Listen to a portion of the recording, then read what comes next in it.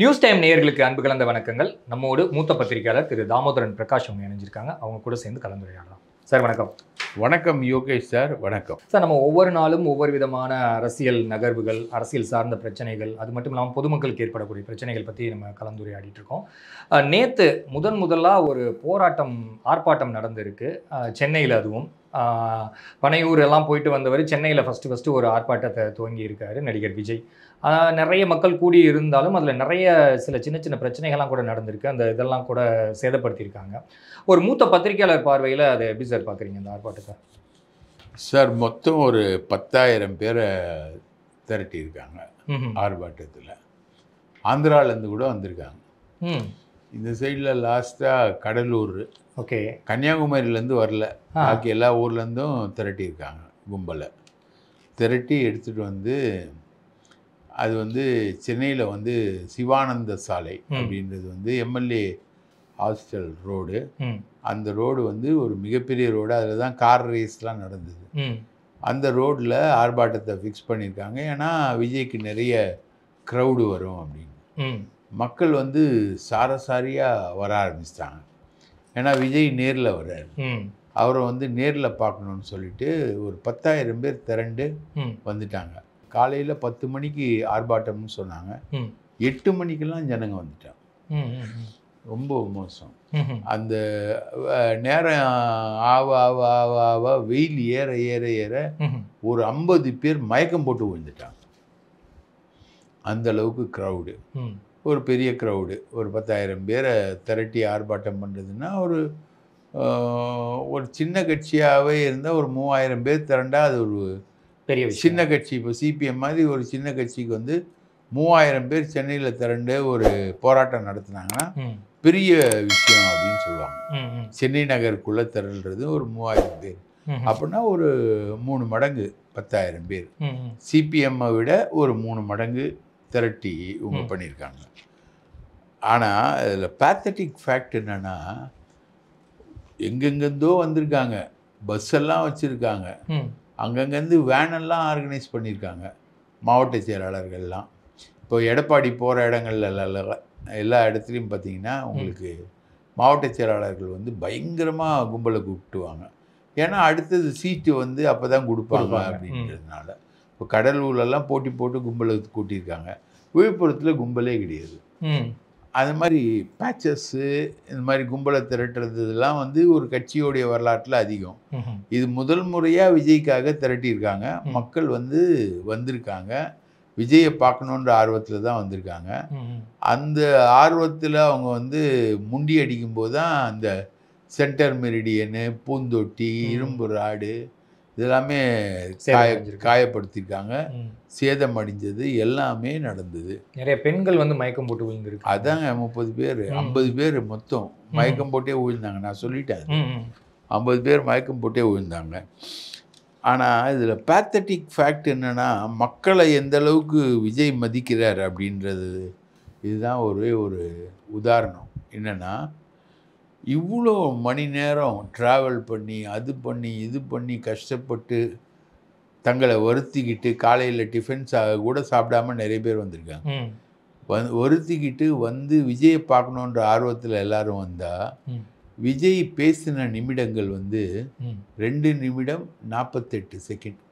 அதாவது விஜய் மைக்கை பிடிச்சி பேசிய சப்ஜெக்ட் வெறும் 2 நிமிடம் 48 செகண்ட். எவ்வளோ பெரிய கதாநாயகனார், என்ன வேணாரு. ஒரு 5 நிமிஷம் பேசுகிற அளவுக்கு கூடவா அவங்ககிட்ட சப்ஜெக்ட் இல்லை? 5 நிமிஷம் பேசுனீங்கன்னா விஜயை பார்ப்பாங்க மக்கள். மற்றவங்கெல்லாம் பேசுகிறாங்க ஒரு அரை 28 நிமிஷம் தான் டோட்டலாக ஆர்ப்பாட்டமே. 28 நிமிஷம் தான் நடந்திருக்கு ஆர்ப்பாட்டம். மற்றவங்க எல்லாம் பேசுகிறாங்க, விஜய் நிற்கிறாரு. அப்புறம் விஜய் தன்னோட கருத்தை ஏதாவது சொல்லும்போது தானே அது மக்களை ரீச் ஆகும். அப்படி விஜய் பேசின பேச்சு 2 நிமிஷம் 48 செகண்ட். பொதுமக்களுக்கு இடையூறு இருக்கக்கூடாது, ரொம்ப நேரம் போனால் மக்கள்லாம் அவதிப்படுவாங்க, அதனால சீக்கிரமாக முடிச்சுக்கிறதா சொல்லப்படுது. சார் நீங்கள் ரொம்ப வித்தியாசமாக கேள்வி கேட்குறீங்க. அப்படிலாம் இல்லை. அப்புறம்னா ஏன் சார் பொதுமக்களுக்கு அவதிப்படுவாங்கன்னா ஏன் சார் போராட்டத்துக்கு வரணும்? சார் ஒரு ஆப்ரேஷன் நீங்கள் பண்ணுறீங்க, கட்டி இருக்குது, ஆப்ரேஷன் கத்தி வச்சு பண்ணுறீங்க சார், அந்த கத்தி வலிக்காமல் இருக்கணும் சார், அந்த சதையெல்லாம் கீயாமல் இருக்கணும் சார், அதுக்காக ஆப்ரேஷன் வந்துட்ட, போராட்டம்னு களத்தில் வந்துட்ட, அதுக்கப்புறம் பொதுமக்கள்னா பாதிக்கப்படக்கூடாது. ஒரு ஐயரு சண்டை போடுறாரு, நீ ஏன்பா வழியெல்லாம் பிளாக் பண்ணுறாயோ பையா, அப்படிதான் ஏன் பிளாக் பண்ணுவோன்னு பதில் சொல்கிறானுங்க. ரைட்டா? பொதுமக்களுக்கும் விஜய் ரசிகர்களுக்கும் இடையே கிளாஷ் நிறைய நடந்திருக்கு. செக் போஸ்ட்டில் வந்து விஜய் ரசிகர்கள் எங்களை வந்து உள்ளே அனுமதிக்க மாட்டீங்கன்னு பல செக் போஸ்ட்டில் கடலூர் வரைக்கும் சண்டை போட்டிருக்காங்க. ரைட்டா? அப்புறம் என்ன பொதுமக்கள் பாதிக்காமல் இருக்கிறதுக்கு? பொதுமக்களோட சண்டை போட்டுன்னு தான் இருந்திருக்காங்க எல்லாமே. அப்புறம் இதில் என்ன பொதுமக்கள் பாதிக்காமல் இருக்கிறதுக்கு? நீங்கள் சொல்கிற மாதிரி பொதுமக்கள் எப்படி பாதிக்காமல் இருப்பாங்க? ஒரு ஆப்ரேஷன்னு அப்போ எப்படி கத்தி வச்சேன்னா சதையை அறுக்காமல் இருப்பாங்களா? அப்போ நீ அறுக்கணும்னா எப்படி அறுக்கணும்னு இருக்குல்ல. உன்னை பார்க்க வந்த மக்களுக்கு நீ குறைந்தது 5 நிமிடமாவது பேசணும்ல. உன் கட்சி என்ன, உன் கருத்து என்ன எல்லாம் சொல்லணும்ல. ஒருத்தர் வந்து பேசும்போது சிஎம் ரிசைன் பண்ணோம் அப்படின்றாரு. சிடிஆர் நிர்மல்குமார் துணை பொதுச் செயலாளர். அருண்ராஜ் வந்து உள்துறை அமைச்சர் ராஜினாமா பண்ணணும், அந்த அமைச்சர் பதவியை வந்து வேறொருத்தருக்கு கொடுக்கணும்னு அருண்ராஜ் பேசுகிறாரு. ஆதவ் வந்து 31 பேர் இதுவரைக்கும் மரணம் அடைஞ்சார், அவங்களுக்கெல்லாம் நீதி வேணும், லாக்கப்லேயும் நீதிமன்ற காவல்லையும் சேர்த்து 31 பேர் மரணம் அடைஞ்சார்னு பேசுனாரு. விஜய் வந்து 24 பேருக்கு இறந்து போயிருக்காங்க, அதுக்கு நீங்கள் சாரி சொல்லணும் அப்படின்னு அவர் பேசுகிறாரு. போர்டு என்ன மாட்டிருக்காரு, சாரி வேண்டாம் நீதி வேண்டும் மாட்டிட்டு போர்டை மாட்டிட்டு நீங்கள் வந்து 24 பேருக்கு இறந்து போயிருக்காங்க, அவங்களுக்கு வந்து சாரி சொல்லணும் அப்படின்னு நீங்கள் சொன்னீங்கன்னா, ஆதவ் சொல்கிற 31 கரெக்டா, விஜய் சொல்கிற 24 கரெக்டா, எது கரெக்டு? இவங்களுக்குள்ள வந்து எதை பேசணும், எப்படி பேசணும், என்ன பேசணும் அப்படின்றது ஒரு அண்டர்ஸ்டாண்டிங்கே இந்த கட்சியில் இல்லை. ஒரு சரியான புரிதல் இல்லை, இன்னும் யாருக்குமே சரியான புரிதல் இல்லை. புரிதல் இல்லாமல் ஒரு ஆர்ப்பாட்டத்தை இவங்க கண்டக்ட் பண்ணி நடத்தி முடிச்சிருக்காங்க. அதில் 50 பேர் மயக்கம் போட்டு விழ, இவர் 2.25 நிமிஷம் பேச, செம்ம காமெடியாக இவங்க வந்து பண்ணியிருக்காங்க. இதுதான் விஷயம். இப்போ இந்த ஆர்ப்பாட்டம் ஃபெயிலியர் ஆனதுனால ஆகஸ்ட் மாதம் இது இப்படிலாம் நடத்தினா சரியாக வரல அப்படின்னு சொல்லிட்டு ஆகஸ்ட் மாதம் கடைசியில் மதுரையில் மாநாடு நடத்துறதுக்கு பிளான் பண்ணி அதை ஒழுங்காக நடத்தணும் அப்படின்றது. ஆர்ப்பாட்டம் ஃபெயிலியர் ஆகிடுச்சு, அதனால் மதுரையில் மாநாடை வந்து ஒழுங்காக நடத்தணும்னு விஜய் திட்டமிட்டு நகர்த்துறாரு. விஜய் மாநாடு நடத்துகிறாரு மதுரையில் அப்படின்னோடனே, அதே மதுரையில் வந்து ஓ பன்னீர்செல்வம் வந்து மாநாடு நடத்துறதுக்கு திட்டம் போட்டு அவர் வர்றாரு. இந்த மாதிரி 2 ஓபிஎஸும் விஜயும் மோதிட்டாங்க. மதுரையில் மாநாடு நடத்துறதுல ஓபிஎஸ்க்கும் விஜய்க்கும் ஒரு பெரிய போட்டி ஏற்பட்டிருக்கு. அந்த மாதிரி இந்த ஆர்ப்பாட்டம் வந்து டோட்டலாக ஃபெயிலியராக நடந்து முடிஞ்சிருக்கு. சார், பாமக தலைவர் ராமதாஸ் அவங்க வீட்டில் வந்து இந்த ஒட்டு கேட்கும் கருவி இருந்ததாக சொல்லப்பட்டுச்சு. அதுக்கு குறித்து நிறையா பரிசோதனைகள்லாம் நடந்துட்டு இருக்கு. அது என்ன சார், அது உண்மையா சார் அந்த தகவல்? ஆமாம், ஒரு 10 மணி நேரம் சோதனை பண்ணியிருக்காங்க. சோதனை பண்ணி பார்த்துருக்காங்க. பார்த்தா அந்த கருவியில் வந்து ஒரு சிம் கார்டு இருந்திருக்கு. அதெல்லாம் ராமதாஸ் தரப்பில் சொல்கிறது, நமக்கு தெரியல. ஏன்னா இது சவுக்கு சங்கருக்கு மட்டும்தான் தெரியுது.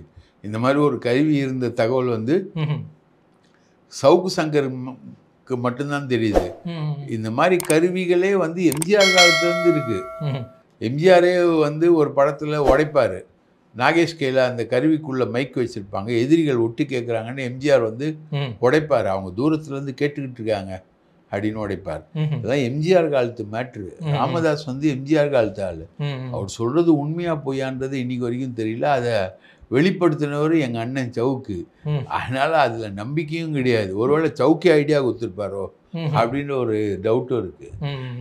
ஆனால் தனியார் ராமதாஸ் சைட்லேருந்து சொல்கிறது என்னென்னா, ஒரு தனியார் டிடெக்டிவ் ஏஜென்சி வச்சு ஒரு 10 மணி நேரம் இன்வெஸ்டிகேட் பண்ணி பார்த்தாங்க. பார்த்தப்போ அந்த கருவியில் ஒரு சிம் கார்டு இருக்குது, லண்டன் பேஸ்டு கருவி. அந்த சிம் கார்டு யூஸ் பண்ணி செக் பண்ணால் சிம் கார்டுலேருந்து அன்புமணிக்கு ஃபோன் போனதா தெரியுது. ரைட்டா? அன்புமணி வேற ஏற்கனவே ராமதாஸ் வீட்டுக்கு வந்து இந்த மாதிரி கிருவிலாம் சொல்கிறாங்க. அது சம்மந்தமாக போலீஸ்க்கு எதுவும் புகார் கொடுக்குவானா, புகார் கொடுத்தா அது நம்மளுக்கு தான் பிரச்சனையாகும். அன்புமணிக்கு சம்மன் கொடுத்து கூப்பிட்டு நீ ஏன்பா அவர் வீட்டில் ஒட்டு கேட்குற கருவி வச்சேன்னு சொல்கிறாரு, உனக்கு உங்கள் அப்பாவுக்கு என்ன தகராறு அப்படின்னு போலீஸ் கேட்கும். அப்போ நம்ம எந்த பதில் சொன்னாலும் அதை ரெக்கார்ட் பண்ணி போலீஸ் வந்து வெளியில் விடும்.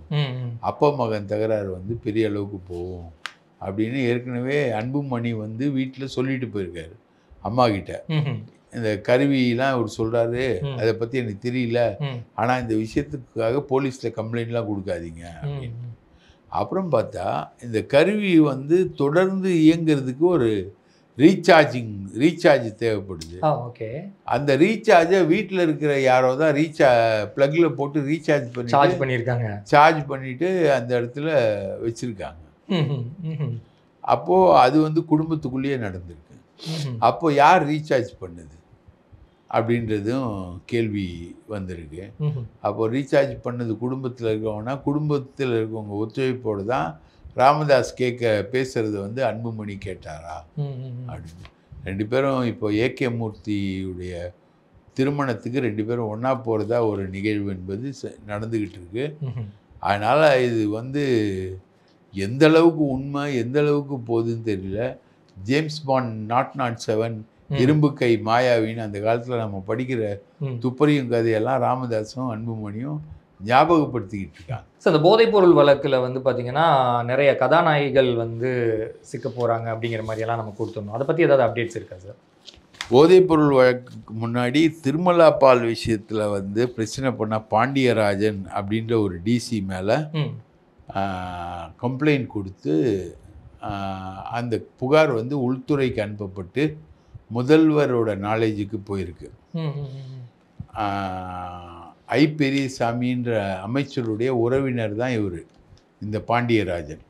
இந்த பாண்டியராஜன் வந்து பொள்ளாச்சி காமக்கொடூர வழக்கில் அந்த குற்றவாளிகளுக்கு ஆதரவாக செயல்பட்டார்.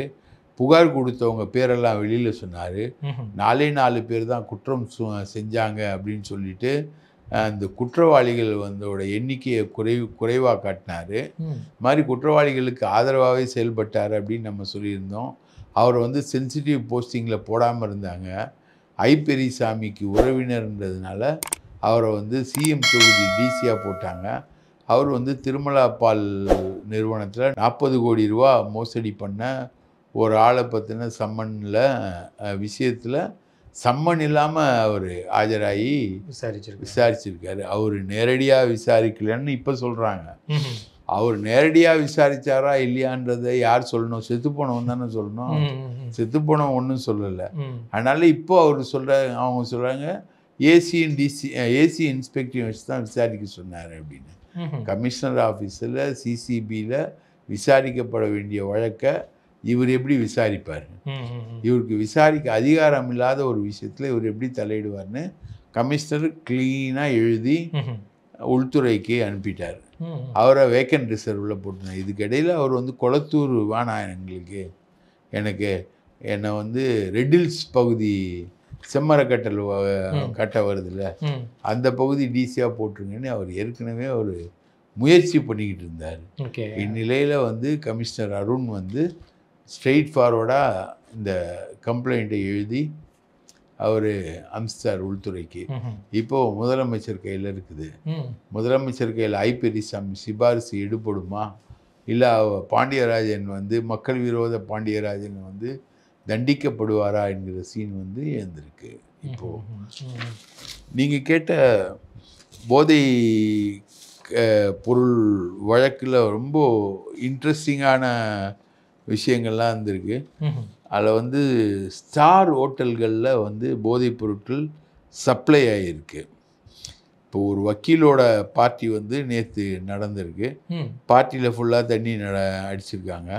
அவங்க வந்து லீலா பேலஸில் 3 ரூம் போட்டு தண்ணி மட்டும் தானா மச்சான், போதை இல்லையா அப்படின்னும் போது ஒரு டீம் வந்து கஞ்சா போதை எல்லாத்தையும் சப்ளை பண்ணியிருக்காங்க. கெஞ்சா சப்ளை பண்ண ஆளை பிடிக்கும்போது ம். ஐஸ்வர்யான்னு ஒரு பொம்பளையை பிடிச்சிருக்காங்க. ம்ஹும். ஐஸ்வர்யா வந்து கெஞ்சா சப்ளை பண்ணால் அதோட அட்ரஸ் பார்த்தீங்கன்னா தமிழ்நாடு ஐஏஎஸ் ஆஃபீஸர் குடியிருப்பான தாய்சாலை வந்து போகுது. ம்ஹும். இது வரைக்கும் 28 பேரை வந்து கைது பண்ணியிருக்காங்க. 10 ஸ்பெஷல் டீம் வந்து இதில் ஆப்ரேட் ஆகுது. 10 இன்ஸ்பெக்டர் லெவல் ஆஃபீஸர்ஸ் வந்து இதில் ஒர்க் பண்ணுறாங்க. இதில் வந்து நடிகைகள் வந்து போதைப் பொருள் உபயோகிச்சிருக்காங்க அப்படின்றது தெரியுது. ம். நம்ம சொன்ன அந்த 3-4 நடிகையும் போதைப் பொருள் உபயோகிச்சாங்கன்னு தெரியுது. அவங்க வந்து சப்ளை பண்ணாங்களா இல்லையான்றதை வந்து ரெக்கார்டுகளை வந்து ம். சேஸ் பண்ணிக்கிட்டு இருக்காங்க. அஜய் வாண்டியார் விஷயத்தில் அவனை கைது பண்ணி கஸ்டடி எடுத்து விசாரிக்கும் பொழுது 2 டாக்டர் வந்து மாட்டுறாங்க. ம்ஹும். அப்புறம் அவங்க வந்து ஒன்லி கன்சியூமர். அதுக்கப்புறம் ஒரு சப்ளையர் ஒருத்தர் வந்து மாட்டுறாரு. அவரை பிடிச்சி போலீஸ் உட்கார வச்சு விசாரிக்கும்போது, சார் என்கிட்ட ஒரு 1000 நடிகை இருக்குது சார். ம். நீங்கள் எந்த நடிகை வேணும்னாலும் நான் அனுப்பிடுவேன். உங்களுக்கு 1000 துணை நடிகை இருக்குது சார். 1000 கான்டாக்ட் இருக்குது. 1000 ஃபோன் நம்பர் இருக்குது. எந்த துணை நடிகை வேணால் நாங்கள் அனுப்புவோம். நான் இந்த போதைப் பொருள்லாம் சப்ளை பண்ணுறது இல்லை சார் ம். அப்படின்னு. அப்புறம் இந்த துணை நடிகை சப்ளை பண்ணுறது மாமா வேலை. இந்த மாமா வேலை பிடிக்கணுன்னா ஒரு கஸ்டமர் மாதிரி டீக்காய் வேடாலாம் போட்டு தான் ம். போய் பிடிக்கணுன்றதுனால அவரை அப்படியே விட்டாங்க. இந்த வழக்கு என்பது சீரியஸாக விசாரணைக்குள்ளே போய்கிட்டு இருக்கு. ம்ஹும். இதில் வந்து யாரும் தப்ப முடியாது. அது எந்த நடிகையாக இருந்தாலும் அது வந்து தப்ப முடியாது. அதுக்கான வலைகளை விரித்து காத்து கொண்டிருக்கிறது சென்னை நகர போலீஸார் என்கிறது ம்ஹும். சென்னை நகர போலீஸ் வட்டாரங்கள். ம்ஹும். ம்ஹும். அதாவது 4 விதமான செய்திகள் கொடுத்துருக்கீங்க சார். அதாவது ஒரு கொலை வழக்கு, இன்னொரு நடிகைகள், போதைப்பொருள் வழக்கு, கட்சி, இது மாதிரி தகவல்கள் கொடுத்துருக்கீங்க. தொடர்ந்து பேசுவோம் சார். நிகழ்ச்சியில் கலந்து கொண்டமைக்கு மிக்க நன்றி. வாய்ப்பளித்ததற்கு மிக்க நன்றி.